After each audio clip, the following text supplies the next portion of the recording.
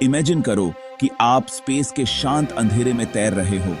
नीचे हमारी पृथ्वी है, एक नीला मार्बल जो बादलों से घिरा हुआ है। लेकिन आज हम दूर से सिर्फ एडमायरिंग नहीं करेंगे, हम अंदर की तरफ जा रहे हैं, प्लैनेट के कोर की तरफ। हमारा डिसेंट शुरू होता है, जमीन खुलती है और हम पृथ्वी की क्रस्ट में गोता लगाते हैं। जैसे जैसे हम और अंदर ड्रिल करते हैं, प्रेशर और टेम्परेचर बढ़ते जाते हैं।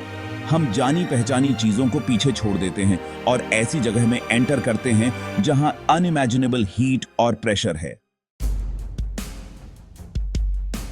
मैंटल, जो बहुत पुराना, शक्तिशाली और विशाल है, हमारे प्लैनेट का ज्यादातर हिस्सा बनाता है।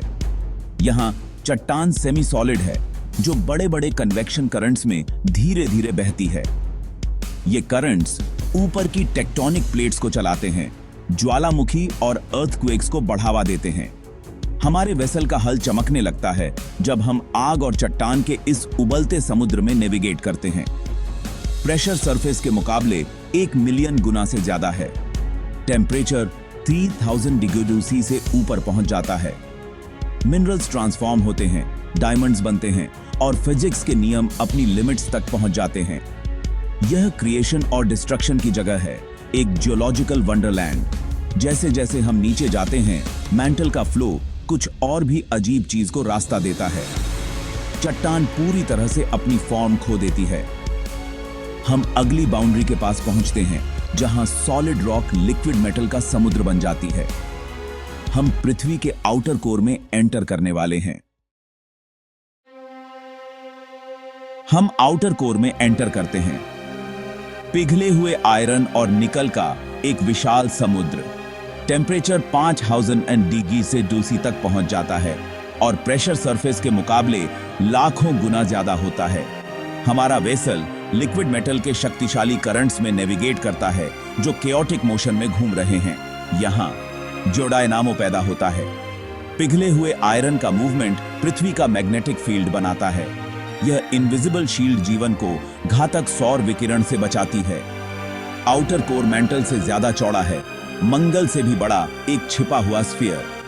हम चमकते हुए मेटल के एडीज और व्हर्लपूल्स देखते हैं, एक सूरज रहित समुद्र जो एक तारे की तरह चमकता है।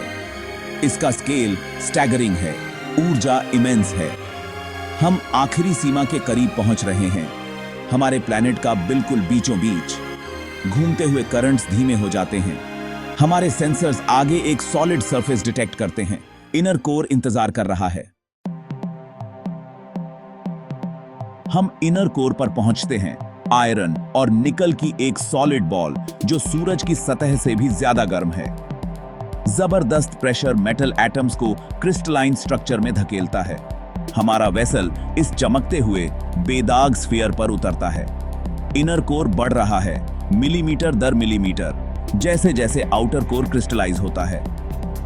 वैज्ञानिकों का मानना है कि यह घूमता है, शायद प्लैनेट के बाकी हिस्सों से भी तेजी से ऊपर के मैग्नेटिक फील्ड को प्रभावित करता है।